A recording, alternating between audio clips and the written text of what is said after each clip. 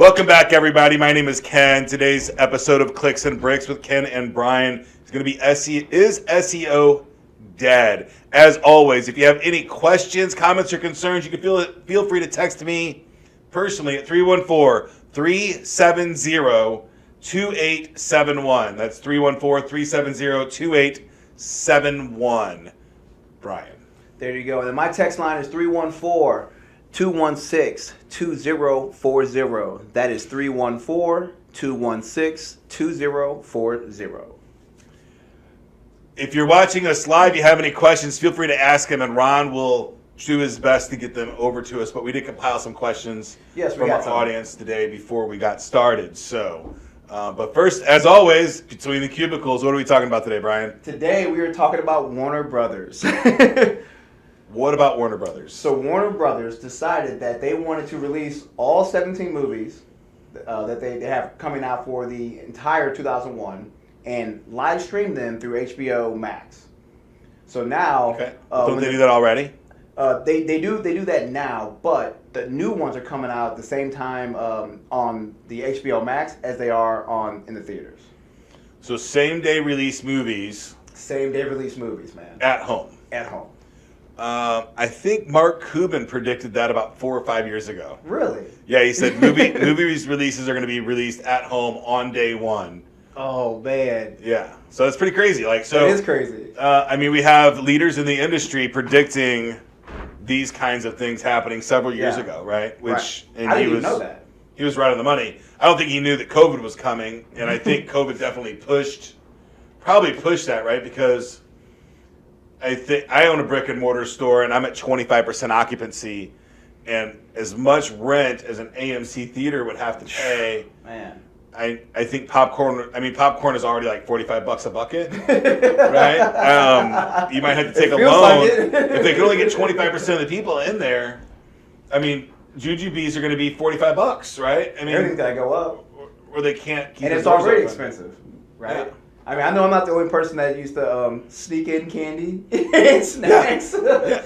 I still do, right? My daughter's got a tree nut allergy, so she can't. Oh, she can have most of that stuff. She can't have most of that stuff anyway, so we always sneak food in for her. Yeah. But I don't even think it's sneaking in. I think that they have to allow it because she's got a medical condition. But I don't know the rules. We kind of just do what we want. America. But that's awesome. It's awesome and sad at the same time. Yes. So, that's Time Warner's doing that. Also pretty big news in the same kind of arena is that I saw Discovery is coming out with a Discovery Plus. Oh. Kind of like Hulu Plus. Nice. Well, not Hulu Plus, but Disney Plus, right? So. Well, Hulu has I don't want to say it's a plus, but they have a premium version of Hulu. I have that actually. Yeah. It's really awesome. So I have the premium Hulu too. I also have Disney Plus. I've got all the crap. The kids bleed it from me. So, but what can we learn from? So, Time Warner, congratulations for, taking Netflix approach and changing the game. So, I'm sure that, Marvel and all those guys are going to follow suit, right? They're going to have to. Why wouldn't Marvel just release a new movie right to Disney Plus now? Well, a lot of the movies that are coming out, some of them are Marvel movies, right? They have or DC, but back and forth, right? They have the King Kong and Godzilla. They have the Matrix coming out, Time Warner owns Marvel? I don't know if Time Warner owns Marvel. Don't know. Okay. That. But I know there are a few movies that are coming out that Warner Brothers was going to put out that's connected in there. Okay. I'm not sure. We don't need to get into the licensing debacle of the Marvel characters. So what we can learn from this is, AMC and the movie houses have to be shaking in their boots. Oh, absolutely. I don't. My gut tells me that majority of them were not prepared for something like that to happen.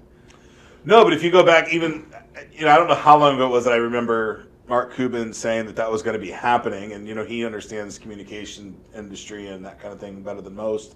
They could have taken it as advice and started making their own content, producing their own movies, right? Right. So this is something, if you're doing your SWOT analysis, strengths, weaknesses, opportunities, and threats, one of the threats that all businesses have, and most businesses learned that in COVID, is that you can't defend your position for your product. So if you're dependent all franchisees have this problem, right? They Absolutely. can't. The franchisor, Quiznos was a fantastic franchise. The franchisor really screwed them over by getting in their pockets too deep and destroyed it, right? I think Quiznos was the best sub in the market, hands down. I loved it, man. I loved it. But the franchisor really screwed them. So those business owners didn't have a defendable position for their product, and they went into business with somebody that wasn't good. AMC thought, man, I buy the rights to these movies, I can have them forever, this is a great gig. Right. But they didn't own the content, so they can't defend their position in the market. Absolutely. And it's sad, but long term, I think to have that kind of entertainment venue, you're going to have to get wildly creative moving forward. Absolutely. You're going to have to get really creative in retail moving forward. I think they've slowly transitioned into that. Because, I mean, if you look at, there's more movie theaters now that are luxury movie theaters and not the old school, right? So now they have, like, recliners, heated seats. Right. So like you would still go for the experience. Right? So there is an experience to go there. Right. Right? And I'm old school, so I love going to the movies. So do you think, I mean, this would be wild, right? Like, expecting to have, like, $100 dinner at a movie theater. Dinner at a movie is like legit a date now. It's always been a date, right? Not like it is now, though, man. Now it's like going to like a 5-star restaurant at this point, man. Awesome. So that's cool. So the world's changing. Be prepared. If you have a business that you're operating, really look at all of your threats. And one of those threats is, can you defend your position? And if you don't own the content that you're putting out, then you can't defend it. Right. We learned that the government can shut down all the businesses in the country if they choose to for health safety reasons. So, that's why we started a new business that you don't have those brick and mortar restrictions, right? I still love brick and mortar business. I think Main Street is what makes America go round. I think when COVID's over, we will see people getting back into the groove of things, right? And I don't say when COVID's over, I don't think it's ever going to be over, but as this vaccine rolls out, more control. Yeah, then more people will be getting back to what we considered a normal life pre-COVID. But the opportunities that are open from businesses that have shut down, that didn't make it through, I think are going to be great. Absolutely. And I think another thing before we jump into our topic I think is really interesting is that I don't really think that, my gut tells me that a lot of businesses do not take a lot of the threats seriously.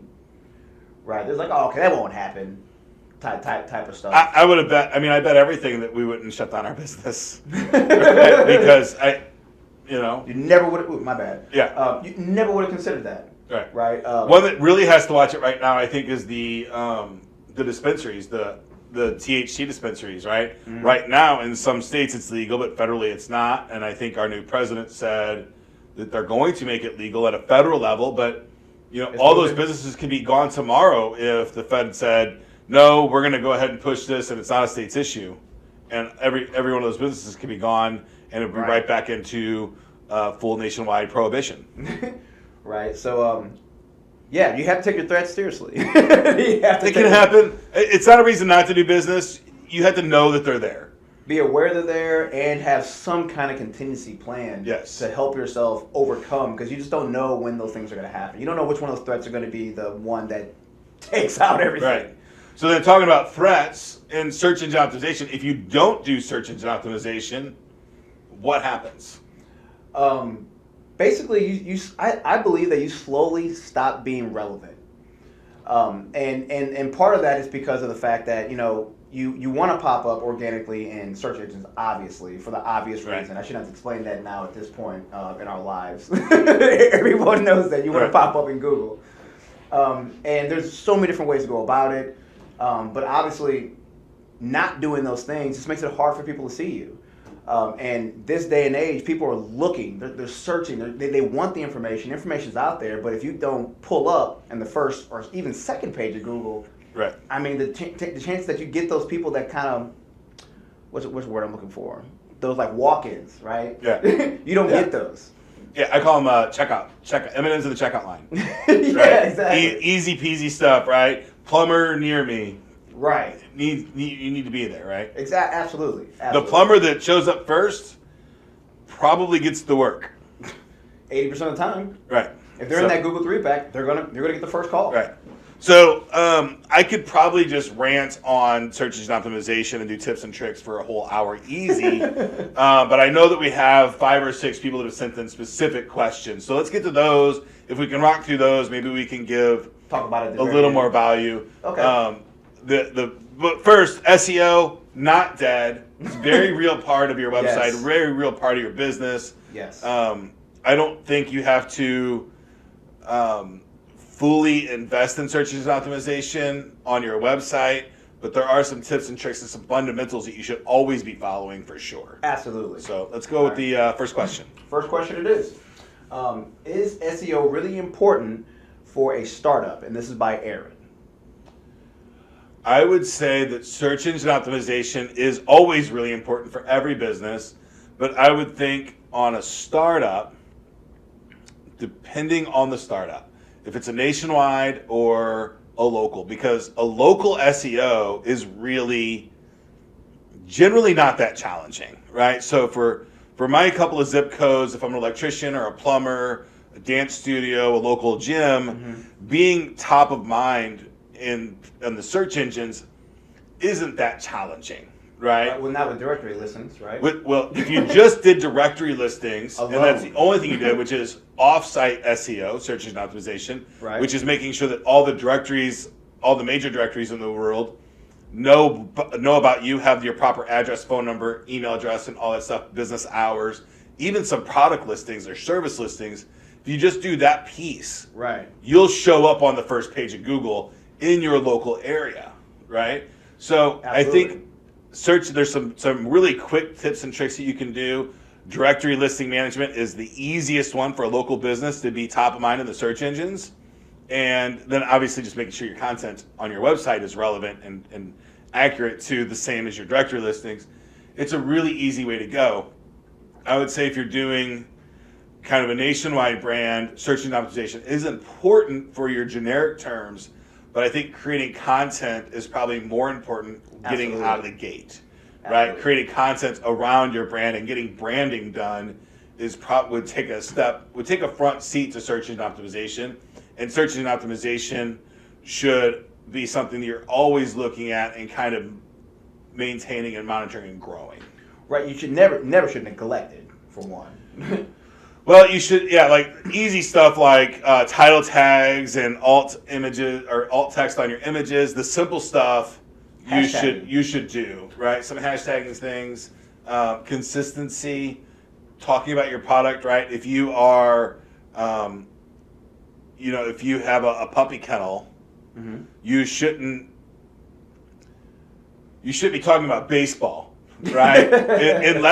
unless you want to write a fun article that is, hey, if you're going to the Cardinals game this weekend, drop your puppy off at our kennel. Right. And, that would be something good and relevant, and that would wrap you into your local again, right? So people would know that you're relevant, Right. and it would also create a situation where you aligned yourself with your client. You like similar things as they do. Right. Right. So You need to know about your tribe. writing that kind of article could work. But if you just wrote a baseball article and didn't talk about puppies at all, it would be weird. It'd be super weird. Right? And the search engine would be like, I don't know if this is puppies or baseball.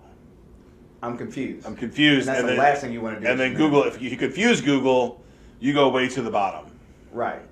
Right. And I'm glad you mentioned that, because part of what makes SEO is that it has to be relevant. Yes. If you're putting out a lot of content but it's not relevant to your business or your industry, you're really just hurting yourself. Right. And then another thing you mentioned earlier I wanted to bring up was the accuracy. Has to be accurate. If you have those directory listings and you're not managing them properly, and you have different addresses because you moved, or maybe a different phone number because you changed phone providers, or change your email, or whatever the case may be, anytime you have that inconsistency, that hurts your SEO. Hurts it really bad. Yeah. Right? And then I think where that comes into play, and what people don't quite understand, is that if you don't own those assets, so if you consider your name, email address, phone number, and hours of operation as an asset on Yelp, right? You consider that as an asset, and you should, right? Because that's one of your assets out in the world. Right. If you don't own it, you didn't create that profile, Right. anybody can change it, including your competitors. Yeah. Right? So, and people can mark this address as permanently closed. And if enough people do that and you don't catch it, Google will say you're closed, right? I've seen it happen to people. There was one that was really bad too. They like changed one number in their phone number, so people couldn't call you. Yeah. So competitors will do nasty stuff to you potentially, and if you don't own that asset, and there's millions of assets on the internet. Right. If you don't own that asset on somebody else's website or control that asset on somebody else's website of your name, email, address, and phone number, and somebody else goes there, they can change it. Right. They can claim this spot. So it's really, really important to have a tool, any kind of tool, that help you manage that thing and to alert you if some things do change. You want to be the authority over your information online. Correct. Flat out. Yes. Right. And you're right. I don't think a lot of people understand or know that Google actually has people that work for them, that their job is to go out, take photos, and say, is this legitimate? Is this real? Yeah. Right. I mean, they drive around cars with cameras on the roof all day, every day, right? You've seen them. Yeah. So, Aaron, to answer your question, SEO is still really important for you. There's some ways you can go about it when you're starting out. First, obviously, you just want to get your listings right? You want to get your as many as the free ones as possible. Get your accurate information. And an online listing, for people that don't know what that is a website that has information about your business. Okay, things like your name, that's your phone number, that's your address, maybe a contact email, fax line. Maybe it has like photos and reviews, stuff like that. Things about your product. Examples of those websites are Google My Business, Yelp, Yahoo, Bing. Right. We're partnered with like 70 of them. Yeah. And we only partner with the mainstream ones, right? And then if you jump into niche markets like attorneys, I know there's a whole list of attorney ones, and there's a whole list of plumber ones, and there's the real estate ones, right? Angie's List, if you're a construction person or a handy person, Angie's List is someplace that I think you have to be, right? And that's important, and that's what I don't think people realize is that being on Angie's List is part of their SEO strategy. Yes. Right? And they think that it's part of their sales strategy, but the fact that they're on Angie's List and they're on Google and their website and all of that matches raises their ranking with Google. They're super relevant. Yes. Super and relevant. Consistent. And the same thing goes for your social media. Your social media plays a double or like a triple-edged sword really at that point, because it can be a way for you can market. It can be a way for you to have an online listing. It's a way for you to have a branding opportunity. It's a way to be consistent and relevant to your users. I think what frustrates me most about social media is that a lot of business owners that I talk to think about social media as a chore. Yeah. And they should think about social media as an asset. Absolutely. I mean, that is a salesperson that you have to manage. Yes. You do have to manage it. It's not as SEO, if you get lucky, you can set it and forget it, right? Long tail SEO is my favorite kind. Right. So why is that your favorite kind? Because it lasts a long time and it's wildly specific. So I think one example, and we find them inside of our Google Analytics a lot. How do I install X, Y, or Z in WordPress, right? How do I fix a caliber in a 1984 Ford, right? If I was a mechanic, that's what I'd be writing, right? Because I would want to show them how hard it is, right? And then have them come to me and fix it, right? Bob Vila. Yeah, right. How do I change? How do I replace a hot water heater? How do I replace a hot water heater at 280 volt or 240 volts? Right. Those kinds of long tail search engine optimization techniques and articles, wildly specific. That's what people are searching for, right? They're going downstairs, they're seeing the model number, they're searching for that model number, and how do I fix this shit? Right. Yeah. Because they want to see the videos, they want to see the articles, they want to see who's done that very specific thing before. Right. And if you can show them that, if they do it themselves, fine. They did it themselves. Now they're looking at you as an authority. But if you sell the parts to fix it, they're probably going to buy them from you. Right. Or if you're nearby, they're probably going to call you and say, you know what, this is out of my world. I need you to come fix this, man. It's freezing. My water's freezing. 100% of the time that I've tried to do a plumbing job, I went and bought a bunch of plumbing stuff. I tried to do it, and then I called the plumber, right? So I paid for the job twice, 3 times, right? I paid once to buy the tools, I paid once with my time, and I paid the plumber once, right? Yeah. So yeah, I don't do that anymore. I go on Google and I look for the plumber, and then another thing to keep in mind, right? I went to Google to find my plumber the first time, right? Now that's the plumber I call every single time until he says, I can't make it till tomorrow or the next day. And guess where I go? I go right back to Google and I look for the next plumber in line. Say, okay. Right? I don't care who does it. I just want it done. I don't care who does my plumbing. I just want it done, man. I mean, it's Mike if he's available. If Mike ain't available, I'm finding a different plumber. Period. Yeah. Period. Shout out to you, Mike. There you go. All right. So, Aaron, hopefully that answered your question. Let's keep it moving. Yep.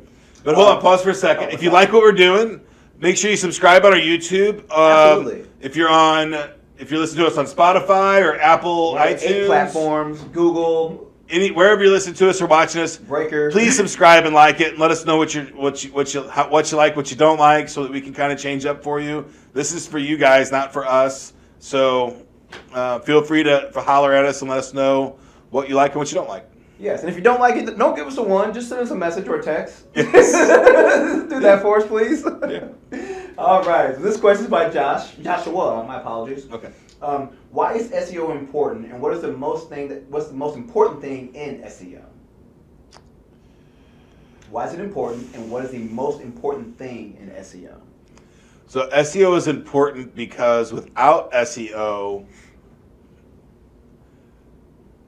you're in a race and you're not running, right? You're just standing at the start line.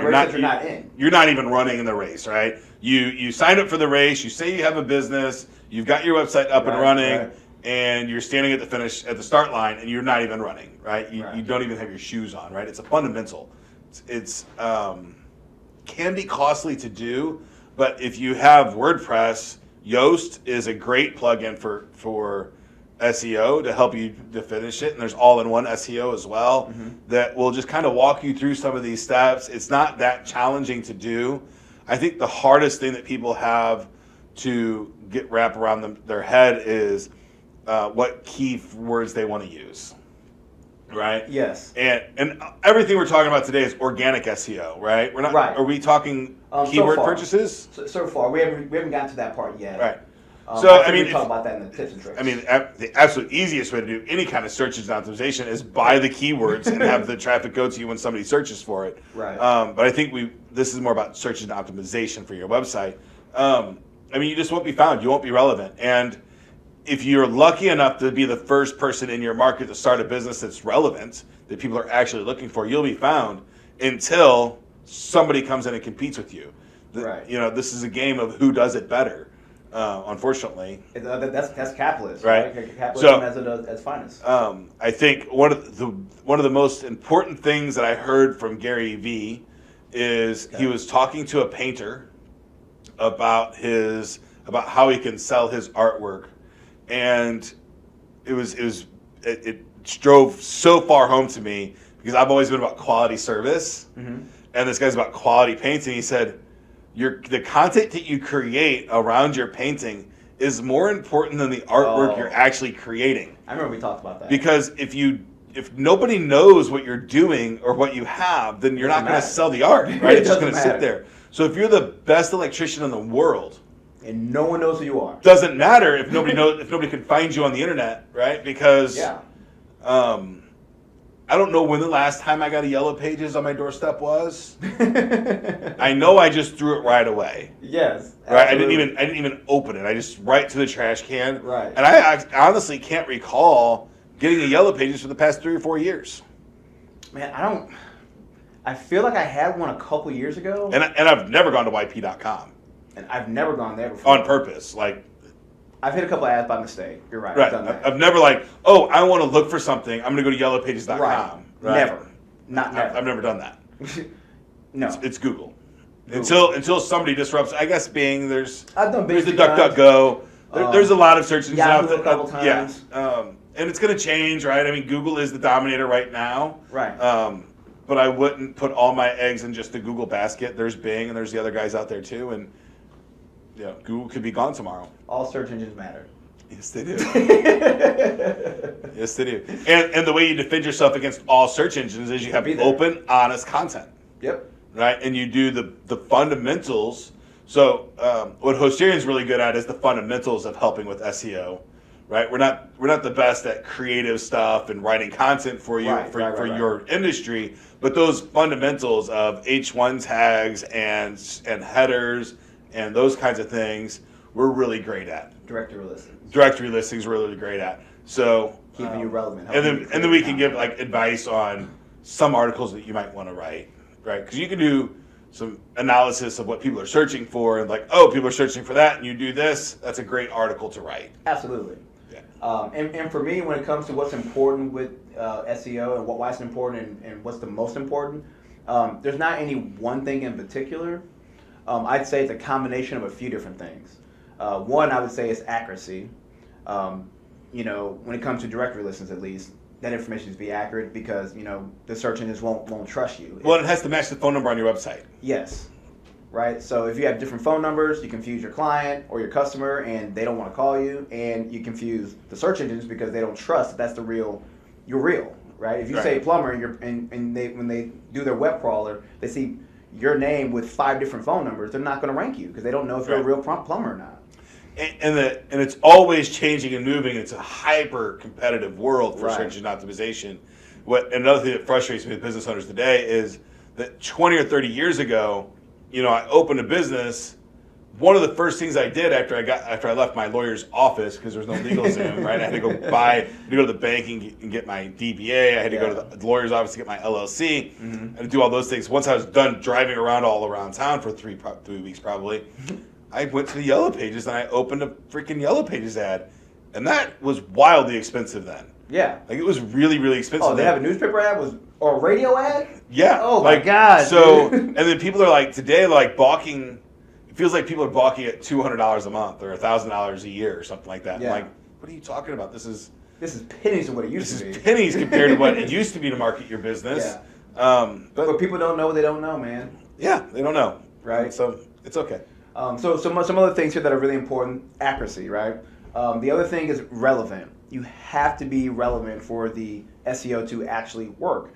And what that means is like what we kind of talked about it earlier. If you are a puppy kennel, you need to be talking about puppies. You don't need to be talking about killing them. Yeah. And how you do it, why it matters, how it impacts people, why does it matter to me, right? The person that you want to come use your services. And then the other thing is consistency. If you post one time a year, your SEO is not really going to be that effective. You need to be posting on a regular basis. And it's not just like, I don't mean just social media posting, I mean everything, right? So articles need to go out, pictures need to go out, videos need to go out. Maybe just the audio version, right? Maybe just something you're just talking to people about. But whatever the case may be, you have to be consistent and go through all the different channels on posting that information out. Reviews, testimonials, case all studies, those things out, right? Yes. I mean, we can go all day about all the different things you can post, but I guess you kind of get the point I'm getting at. You can't just pigeonhole yourself to one way to post and one way to put information out because you need to do them all. Right. And I would say at that point, I don't think there's a magic number of how much content that you push out. You're going to hear a whole lot of guys, if you watch, How to Grow My Business on YouTube and you search those, you're going to hear guys say stuff like put out 150 pieces of content a day. You hear other guys say put out 10 pieces of content a day, right? You're going to hear all kinds of different stuff, and you're going to have a whole lot of people say, well, I post every day, and that seems like a lot. And then you have other people that are like, well, I only post once a week. This is what I know for sure. You're not posting enough now, and post as much as you can that's comfortable and relevant to you, your business, and your audience. Right? So, and do as much as you're comfortable doing. I find this a lot when I'm consulting with people, and I tell them, go ahead and if you have the content, gyms are super easy, right? Not super easy, but there's a lot of content for gyms, a whole lot of content for gyms. About gym stuff, right? So it's not challenging to post 5 to 10 things a day about fitness or nutrition or those kinds of things. So why would you not? And they're like, well, I don't want to bother people.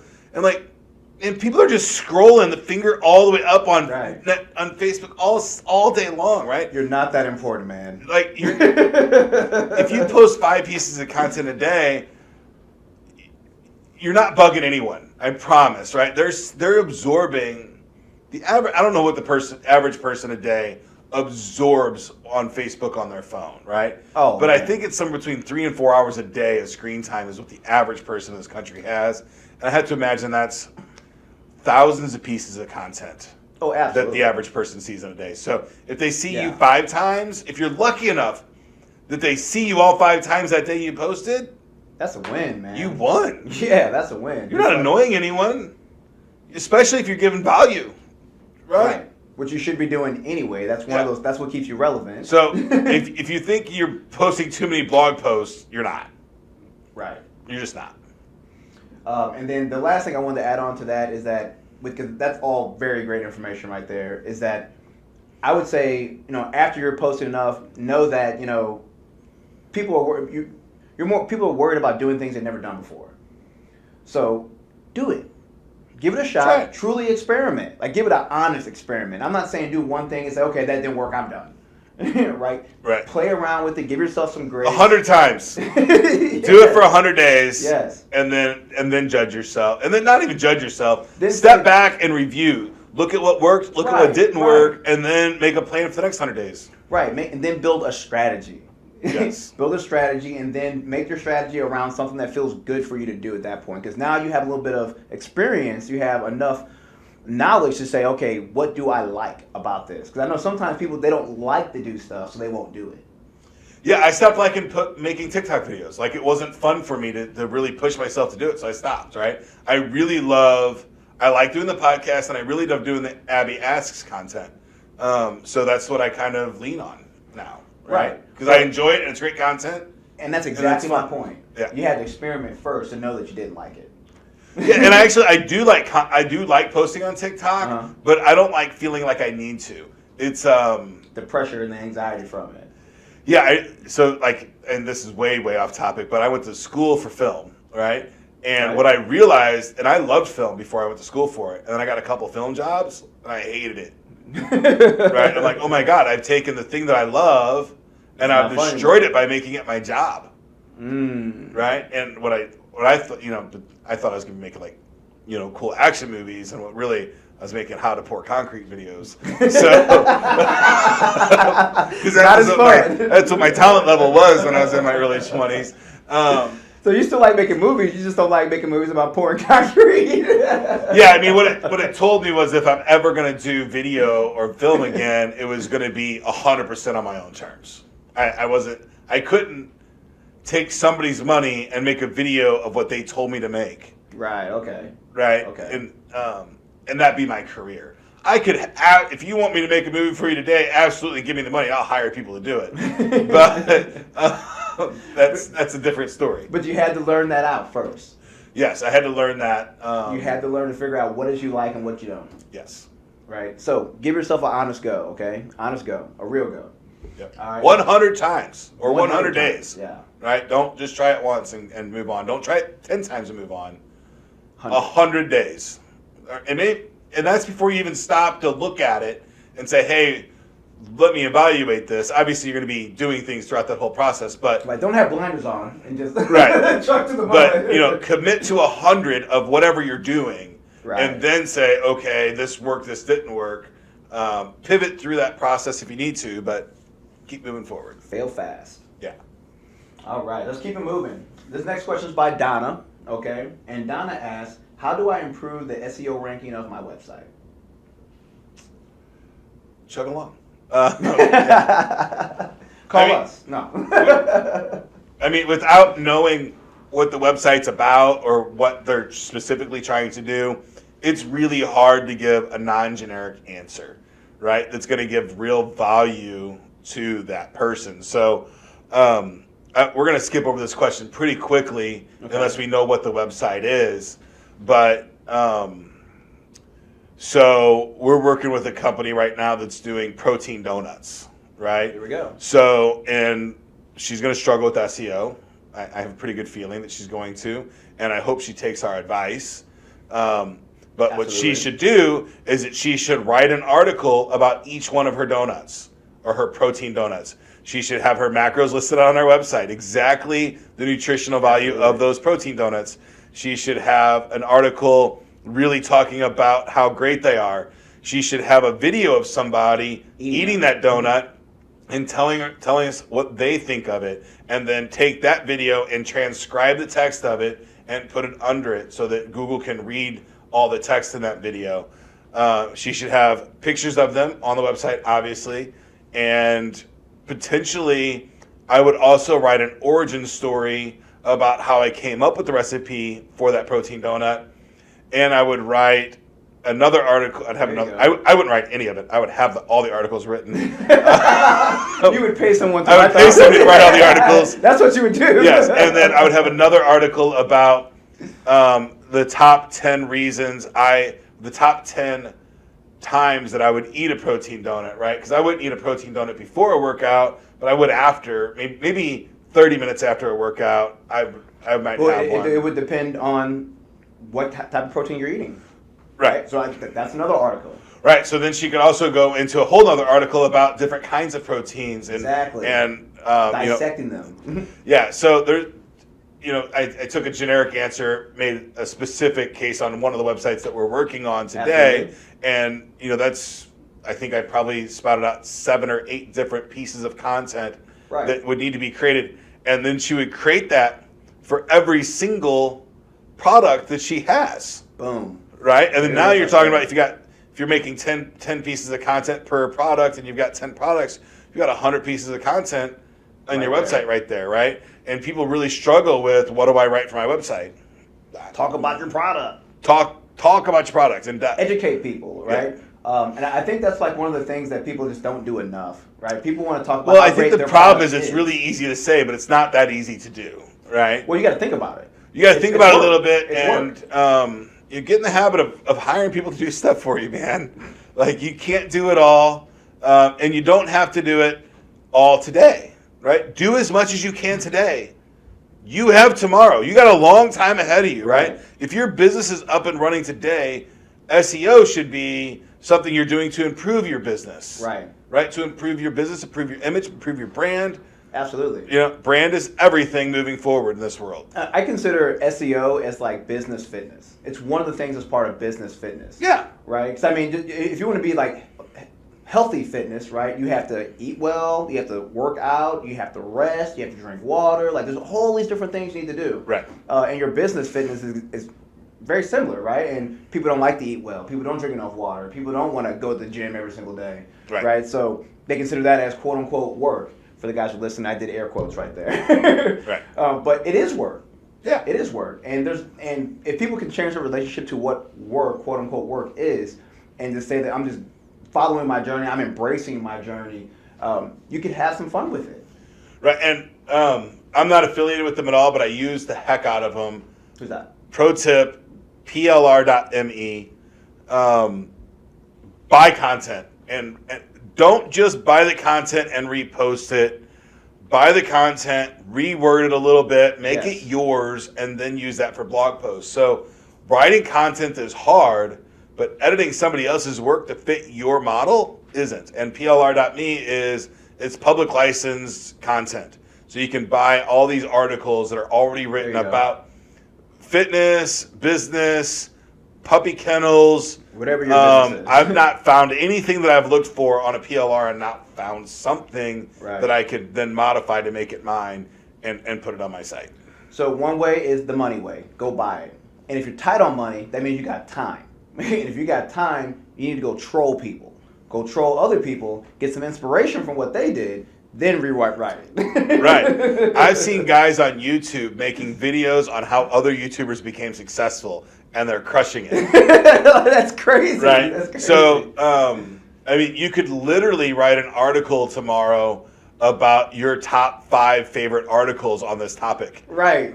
That's content right there. Yeah. So you can make a video about that too, right? Yes.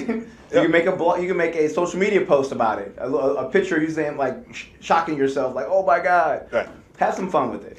I think the best piece of advice that I have, and I give this to my wife all the time, and she hates it, but she hates that I keep giving her the advice, but she always thanks me later when she does it, is push yourself and get out of your comfort zone. So if you're not doing it because you're uncomfortable doing it, push yourself. And what my wife generally finds is that when she does it, she's really good at it. That's awesome, man. Yeah. It took me a while. It took me till like, I want to say after college when I realized that everything that's really fun is outside of your comfort zone. I've lived a life of uncomfort, so I don't know. Like my entire you life live outside of the zone. You don't even have a comfort zone. I've never had a comfort zone, so I've lived a life of being uncomfortable and needing to push forward. So I don't know what it's like to be in a comfort zone. Oh man, that's crazy. I don't think I do. That's crazy, man. Yeah. Well, that makes a lot more sense then. I really enjoy. I guess my comfort zone is chaos. You love chaos. Like that's where I'm at. I like things loud. I like things clashing together. I like big bangs. That's kind of where it's fun for me. Yeah. Yeah. So whatever your fun is, go for it. Look for it, and know that you may not be there yet, and that's okay. Yeah. Give yourself some grace. Yep. Give yourself some grace. So take that one to the bank, Donna. Good luck. If you have any questions, feel free to reach out to us. And if you want to know specifics, like some specific tips, give us more information on your question. Yes, give us what your website is or what your business is, right? And how you're trying to grow it, and we'll be able to give you more here just for you, right? More contextual advice. There you go. Good stuff. All right, moving on to our next question here. This one is by Greg. It says, "I am a blogger, and I want to get huge traffic on my blog. What should I do?" Similar kind of a generic question. Yeah, but it's different, right? Because it's on the blog side. Mm-hmm. If I was a blogger today and I wanted to get more exposure for my blog, I would get a list of my top 100 blogs, my top 100 favorite blogs that I liked, and I would start writing them all every couple of weeks, asking if I could guest write on their blog, linking them back to my blog. And I would, again, not affiliated at all, but I would jump on podcastguest.com. I'd pay $10 a month, and I would try to get on as many podcasts as I could. Interesting. Right? And I would talk about my blog on other people's podcasts to get that kind of organic exposure. Outside of that, I would just buy traffic. Backlinks are big. I would definitely, almost always, any business that I'm in or start or advise, Host Jeremy, we have 4 pillars, what we call the 4 pillars of social presence. One's your website. 2 is your social media. I'm going to go out of order so that I land on the last one that I want to be on. So your website is number 1. Then I'm going to say that review management is number 2. Social media management is number 3. And then backlinks or directory listings would be number 4. But then directory listings goes a whole long way. So one of the first things that we do whenever we start a business or working with somebody is we make sure that those 4 pillars are hit. They have a website. Exactly. They have a way to request and manage reviews and answer reviews on all the platforms. If you're a real estate agent, you have to have reviews and manage your reviews on Zillow, right? If you're a restaurant, you have to manage your reviews on Yelp.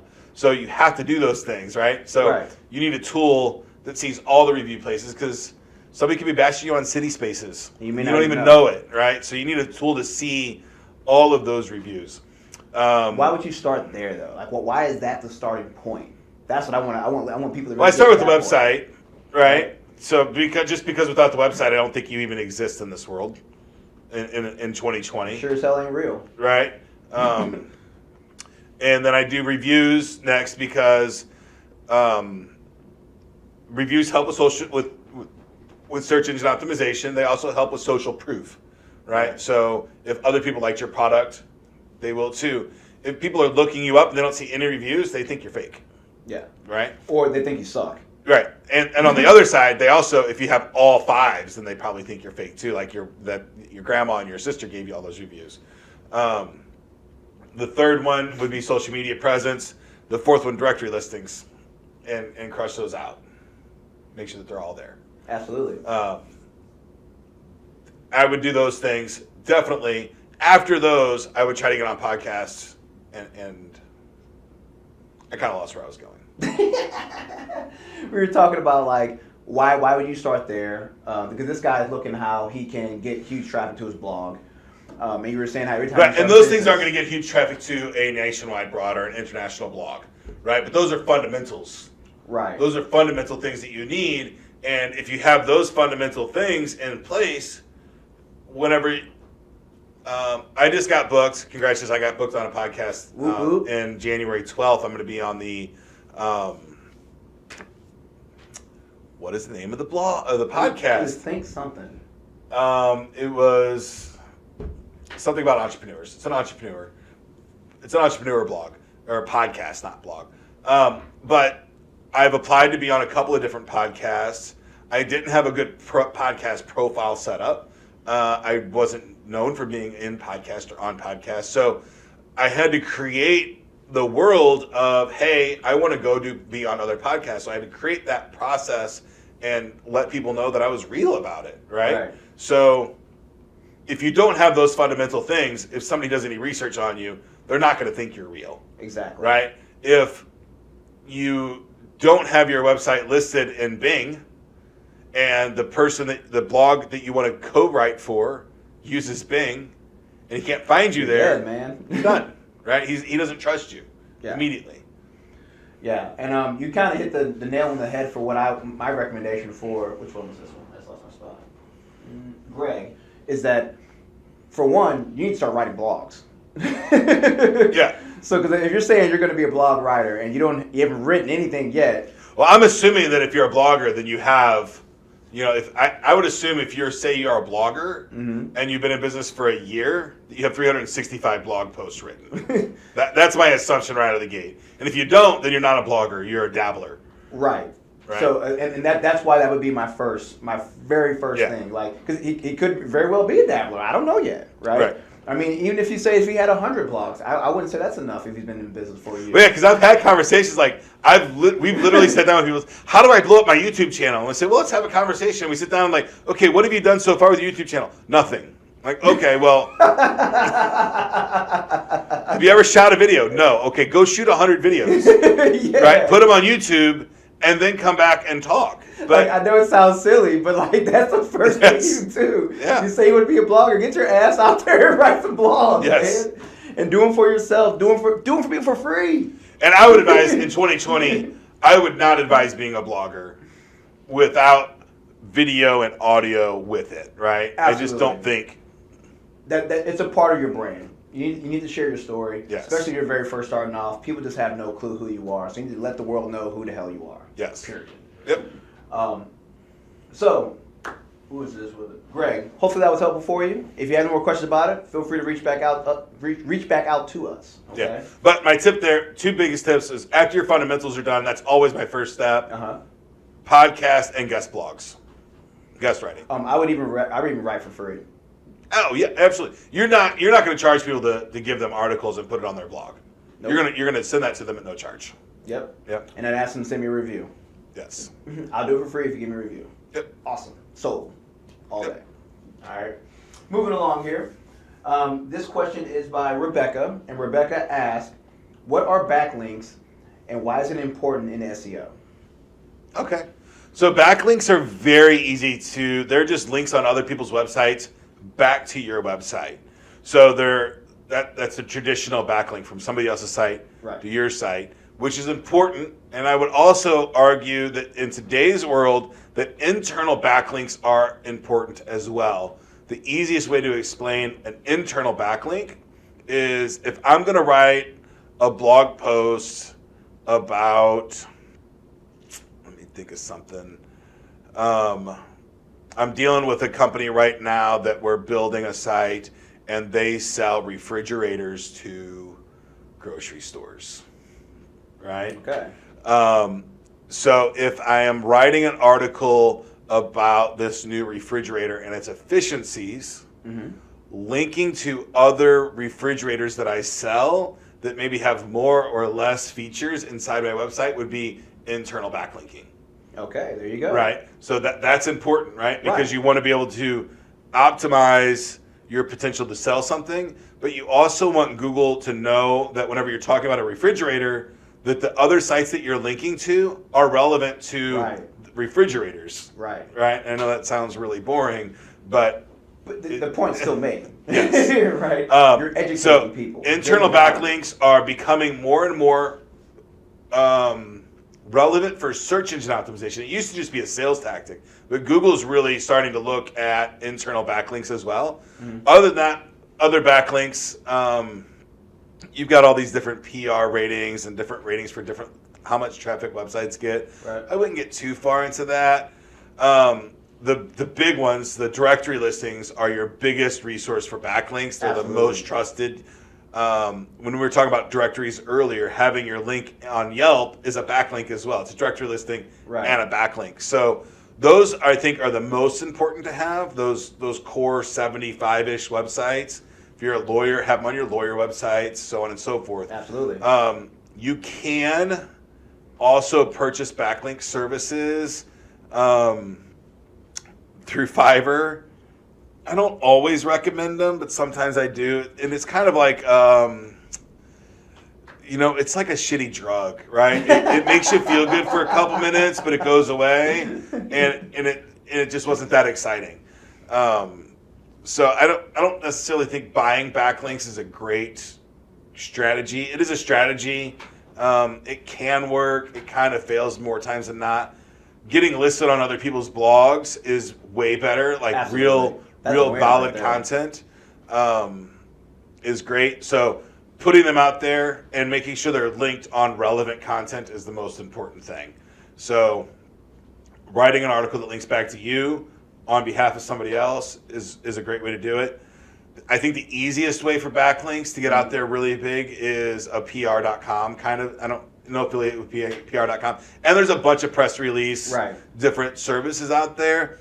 But write a press release and publish it for a couple $100 and you'll be, in local newspapers and all kinds of stuff. And that's all going to backlink back to your website. Mm-hmm. And you get to control that backlinks. And it's going to hit like local CNBC affiliates in different towns and stuff. You can post that on social media. Right. And that stuff never goes away, right? It's just always kind of out there. So it's really good. If you can try to figure out how to write like a timeless press release. I mean, normally press releases are very time sensitive. Like, hey, we released this product. Hey, we released this new company. Hey, we're doing this or that. But if you can figure out a trick to write a timeless press release, then that would be huge, right, for your business.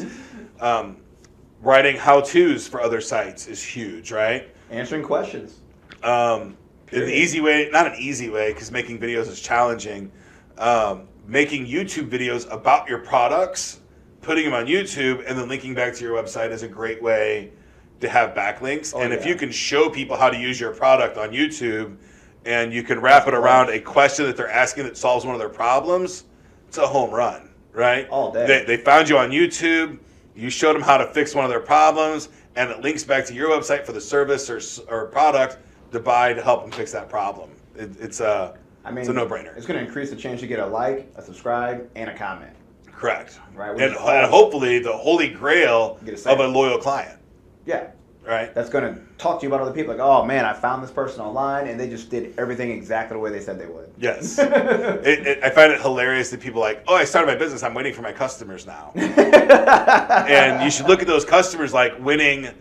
Every one of them, you're like winning the lottery, man. It's the greatest thing you could have. Somebody that says, I need something, you have it, and every single month I'm going to give you my hard-earned money to do business with you, to fix this problem or hang out with you, whatever it is, right? Yeah. Whatever it is that you're doing, you should celebrate that and cherish that client, right? That's it's the highest level of respect you can get, I guess, or respect. Well, I think that the biggest compliment I would say would be the biggest compliment you can get is someone refers you. Yes. Right, 'cause that means not only am I giving you my money, I'm trusting you with someone I care about. Right. That I know you're going to take care of them too. Yes. I mean, you can't get much better of a sale. You can't get much better of a testimonial. I mean, this is a person that's really messing with you right now, right? So our last question here is by Michael. Is why are online directories important to SEO? We kind of touched on it. I feel like we've hit that pretty hard already, Mike. Thanks for the question. It helps a lot. Online directories are more important for local SEO than they are for national. Right. When you're doing directory listings, though, you do say, you pinpoint on the map, hey, this is where my address is, or I don't have a physical address, right? And that tells Google that you're an online business. If you say, hey, I don't have an address, I'm open for business everywhere that's English speaking. But if you're a local business and you really set down that pinpoint of, I service these areas, and then it's huge for SEO, right? We've seen, I mean, I use the lawyer example the most, right? Because he's really close to us. He's booming right now, man. From 0 clients, starting his practice in the middle of the pandemic. Right. Literally did the directory listings, bought a couple listings on some lawyer websites, got the website up. It's not even a website that I'm overly proud of being creating. I would say it's on the low side of good for me. Compared to some of our other websites. Yes. So, but it's functional. It works. And I'm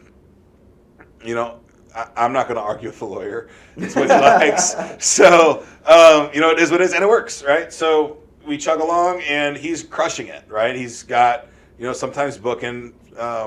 He's also a tenant of ours in one of our buildings. So. And he's booking sometimes 5 and 6 clients a day. Yeah. Right. So much that he's been looking at trying to hire. He's already trying to hire people. Right. Yeah. Within 6 months of starting his business. I mean, that's insane. So it's wildly effective when you have a specific solution that solves a specific problem. It is, if you're a painter, a plumber, any of those things, the directory listings is going to drive it home. Brick and mortar. Brick and mortar gyms. Yeah, gyms are huge for that. It helps a lot. Anything that somebody's going to pick up their phone and go to Google Maps and say, near me, right? Where is it at? The light bulb shops would be a great place for that. So, right. Yeah. The reason why I would say that directory listings are important is because it gives you instant validation. Yes, because in a lot of places. Yeah, so not only just a search engine optimization, like search engines, right? Because what a lot of people don't understand is that search engines like Google, they pride themselves in being able to find exactly what you are looking for.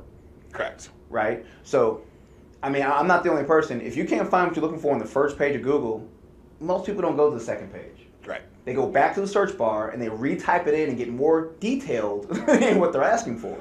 Right. Right? So, what the online listings do, especially if you're a local business, it helps the search engines know that, oh, this is that light bulb place you were talking about, or this is a light bulb place. Maybe this is the one you're looking for. I don't know, but I know for certain they have light bulbs. Yep. Right. So it gives you that instant validation to help boost your rankings, but it also helps out for just having some more validation, right? So it's not just validation from the computer, it's validation because people are going to find you and they're going to get more traffic. And more people getting traffic to your website boost your traffic to your website. Right. It's crazy how that kind of works, like the snowball effect. Yes. So I know we have a few minutes left here, and I wanted to leave a little bit of time here so we can talk about some tips and tricks to help people out with their SEO, some generic stuff to kind of help out. Fundamental type stuff. Yeah, I think we hit a lot of the basic fundamentals, right? If you're on WordPress, make sure you have a tool. Yoast, I like a lot. I also like all-in-one SEO. Those are good tools. Always make sure you have. It doesn't really fall into the SEO world that much, but make sure you have a favicon so that when somebody is on your website, they see you're branding it still. So when they do find you, you've got it branded. Have a robot.txt. And so many sites don't have them, and it's the fundamental, and it tells Google what to look for on your website. So and you can prioritize it that way. Make sure you have your address there. If you have different services, you can break those out in the search engine. There's ways to do that. Use permalinks instead of post dates. So there's a really quick trick inside of WordPress. You click it, and it turns on permalinks. Mm-hmm. You have to do that when you start the blog, when you start your website. Yeah. If you do it 3 months down the road, you can really get yourself into trouble. So that's something you want to do right out of the gate is turn on permalinks inside of, and what that does, it gives you like a pretty URL. So it makes the title of your post or page the same thing as your title tag instead of like some crazy cryptic P equals 10, 15, 20, 20, post number 12. It gives you, today we're going to talk about search engine optimization and is it dead, right? That would be the title in the search engine optimization piece. So, and those are some quick ones that I just rattled off. Did you have any specific that we haven't hit yet today? We hit most of them. I would say to, get your social media active. That will absolutely help your SEO. So I would obviously stick to platforms that make sense for your brand, because every social media platform may not work for your business, your industry, or whatnot. So leave out of that. Right. But obviously, you want to hit the main ones like Facebook and Twitter. Those basically work for almost any industry. Yes.